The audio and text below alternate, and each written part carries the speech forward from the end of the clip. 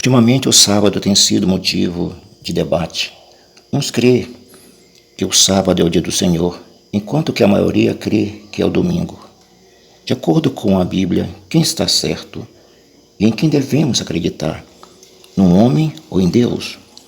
Dizem que a maioria sempre tem razão, mas nem sempre. Quando nos referimos à palavra de Deus, que é a verdade, a minoria que está certa. Em Apocalipse capítulo 20, verso 8, está escrito que os perdidos são comparados com a areia do mar. A Bíblia nos dá vários exemplos, e um deles foi no dilúvio, quando apenas uma família, ou seja, 8 pessoas foram salvas. Na saída do Egito, que era para mais de 600 mil pessoas, daquela geração só entraram na terra prometida 2 pessoas, Josué e Calebe.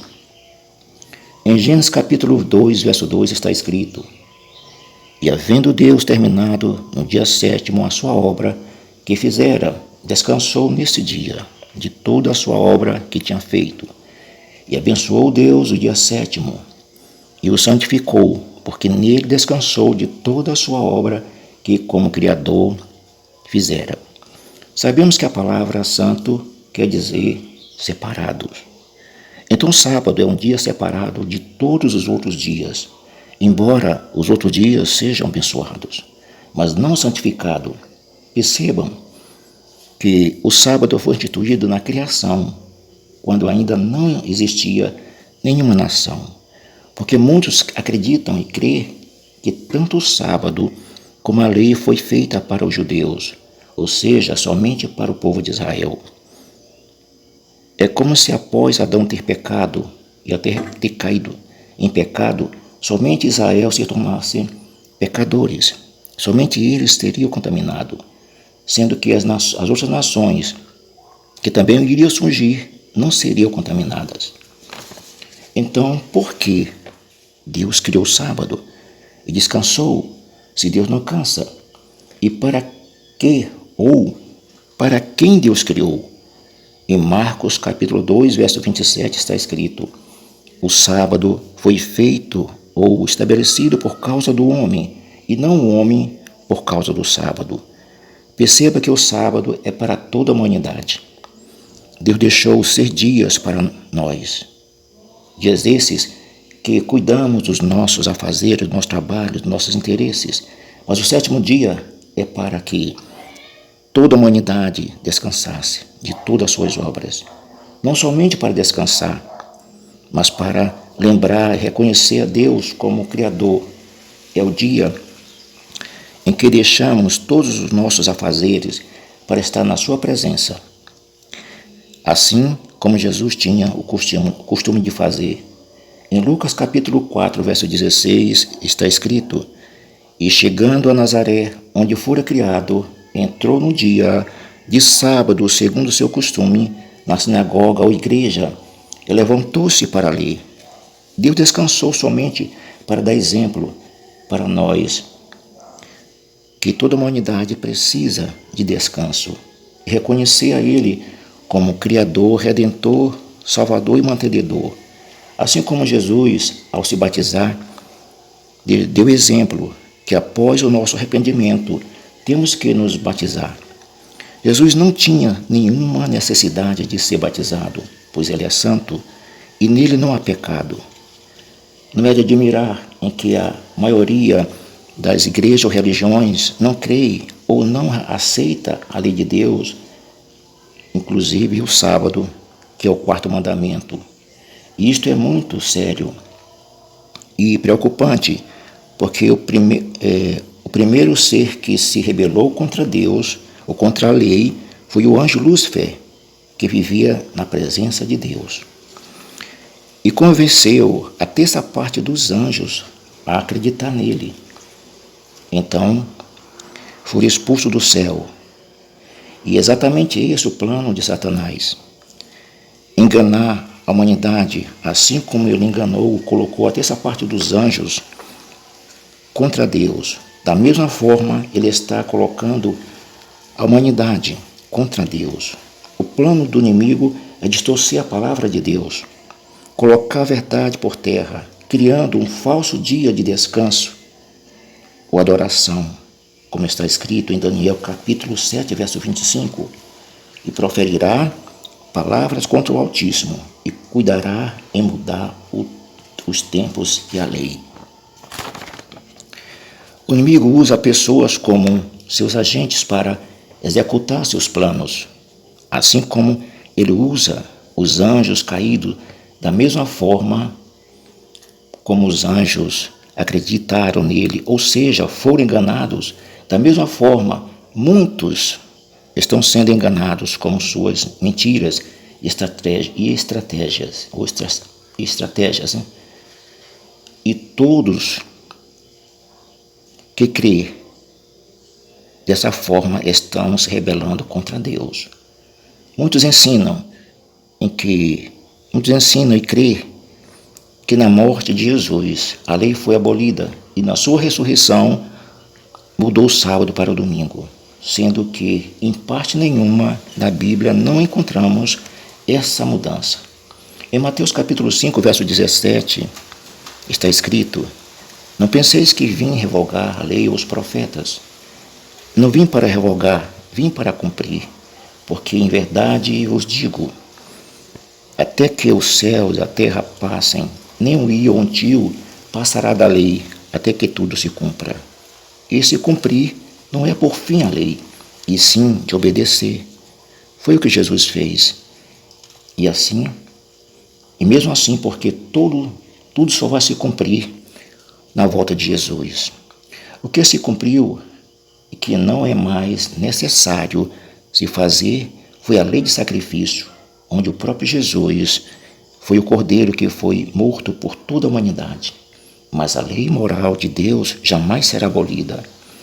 Outra questão é que muitos ensinam e crer que após a morte de Jesus nós somos salvos somente pela graça.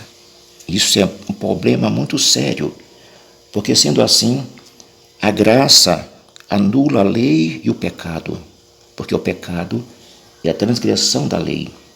João capítulo 3, verso 4. Sendo assim, nós não somos pecadores e estamos livres do juízo de Deus.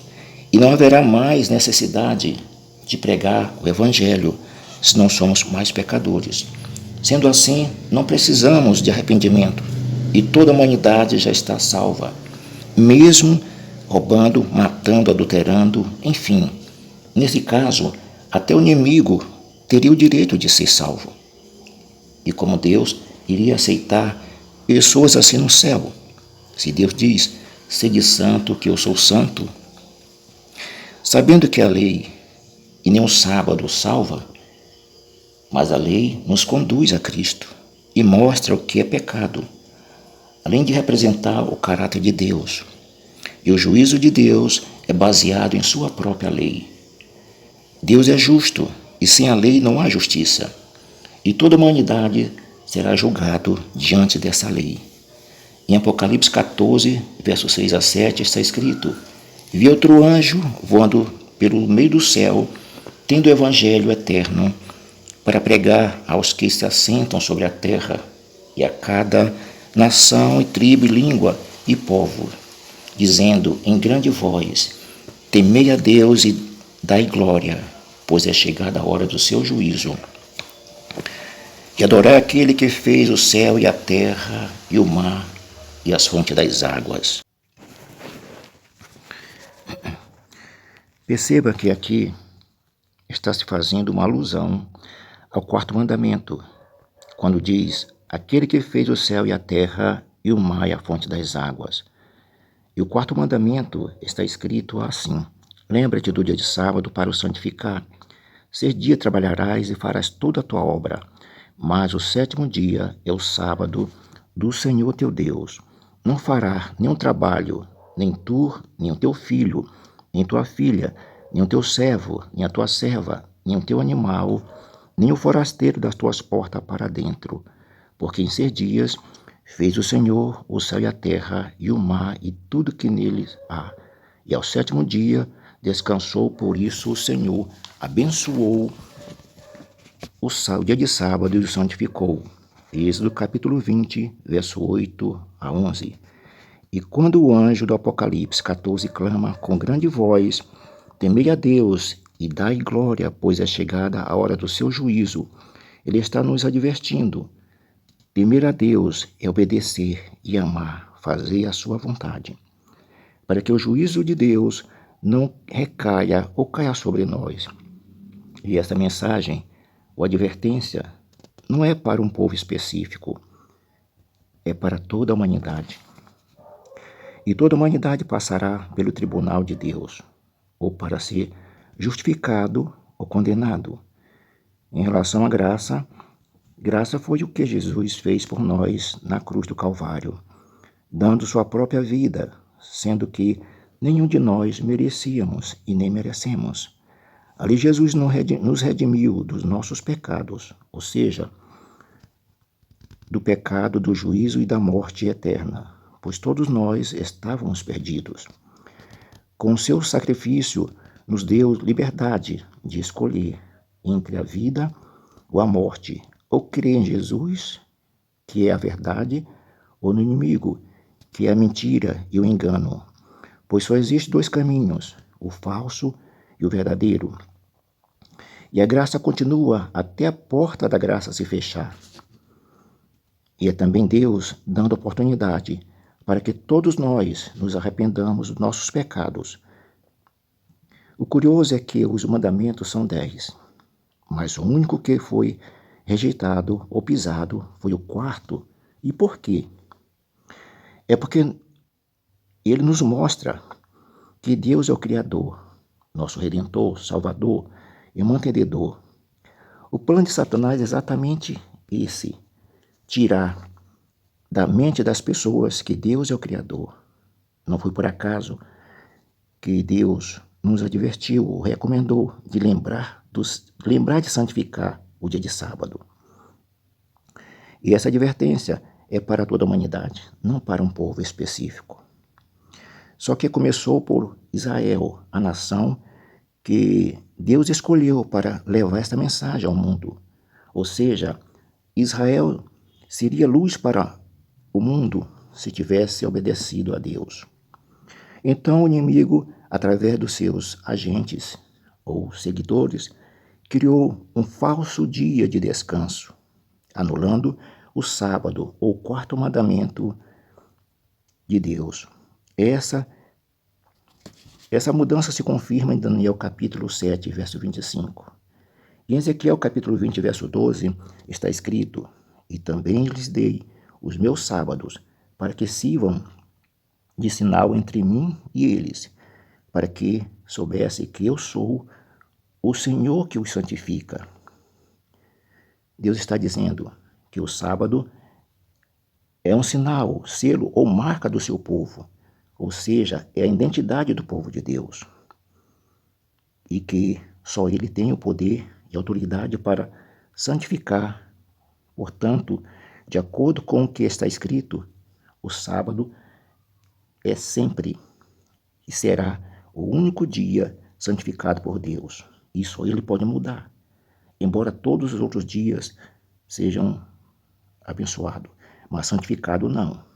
Em Isaías capítulo 66, verso 23 está escrito: E será que de uma festa da lua nova a outra, e de um sábado a outro, virá toda a carne adorar perante mim, diz o Senhor. Portanto, os mandamentos de Deus são eternos, inclusive o sábado. Como está escrito, na Nova Jerusalém vamos estar na presença de Deus no dia de sábado. Portanto, mesmo que as pessoas distorçam a palavra de Deus ou interpretam textos errados, a Bíblia é a nossa única regra de fé. Que Deus possa abençoar todos que estiverem ouvindo essa mensagem, que possa refletir sobre essa mensagem e decidir entre o que é certo e o errado.